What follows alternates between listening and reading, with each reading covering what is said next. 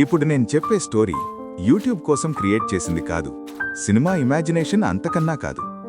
ఈ కేస్ని police, journalists, radio engineers, psychologists అందరూ సాక్షులుగా ఉన్నారు. 1977లో లండన్లో ఎన్ఫీల్డ్ అనే ఏరియా ఒకటుంది. పెగీ హాడ్జెస్ అనే సింగిల్ మదర్ తనతో 4 పిల్లలతో ఒక స్మాల్ హౌస్లో ఉండేది. ఒకరోజు నైట్ పిల్లలు పడుకున్నారు.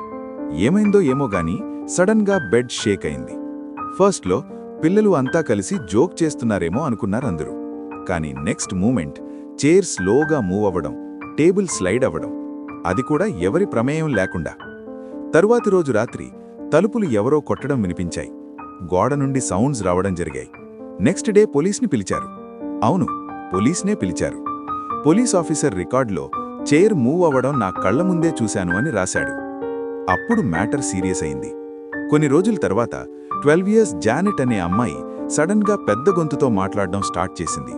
అది జానెట్ వాయిస్ కాదు, ఒక మగ గొంతు. డాక్టర్స్ టెస్ట్ చేశారు. వాయిస్ కార్డ్స్ డ్యామేజ్ అయిన సైన్స్ దొరికాయి. అది వాయిస్ చెప్పింది, ఈ హౌస్లో నేను చనిపోయాను అని. ఆ గొంతు క్వశ్చన్స్కి ఆన్సర్స్ ఇచ్చేది. హౌస్ హిస్టరీ చెప్పేది. పాస్ట్లో చనిపోయిన ఆ వ్యక్తి డీటెయిల్స్ చెప్పేది. జర్నలిస్ట్స్ వచ్చారు. టేప్ రికార్డర్స్ పెట్టారు. ఒక రికార్డింగ్లో జానెట్ మాట్లాడకుండా వాయిస్ కంటిన్యూ అవుతోంది. ఫోటోస్ తీశారు. జానెట్ గాలిలో తేలాడడం అయినట్టు కనిపించింది. క్రిటిక్స్ చెప్పారు, ఇది యాక్టింగ్, హోక్స్ అని.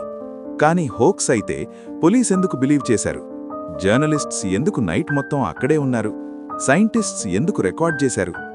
2 ఇయర్స్ వరకు ఈ యాక్టివిటీ కంటిన్యూ అయింది. సడన్గా ఒకరోజు అన్నీ ఆగిపోయాయి. No explanation, no closure. ఈరోజు కూడా ఎన్ఫీల్డ్ హౌస్లో నార్మల్ ఫ్యామిలీస్ ఉంటున్నారు. కానీ నైట్ టైంలో strange knocks, footsteps, voices reports వస్తూనే ఉన్నాయి. ఇది మాస్ హల్యూజినేషనా, చైల్డ్ సైకాలజీయా, లేదా నిజంగా ఒక రెస్ట్లెస్ స్పిరిటా? సైన్స్ ఈ కేస్ని ఫుల్గా ఎక్స్ప్లెయిన్ చేయలేకపోయింది. అందుకే ఎన్ఫీల్డ్ పోల్టర్గైస్ట్ వరల్డ్లో మోస్ట్ ఇన్వెస్టిగేటెడ్ రియల్ పారానార్మల్ కేస్గా నిలిచిపోయింది. మన వీడియో నచ్చితే లైక్, షేర్ అండ్ సబ్స్క్రైబ్ చేయండి. జై హింద్.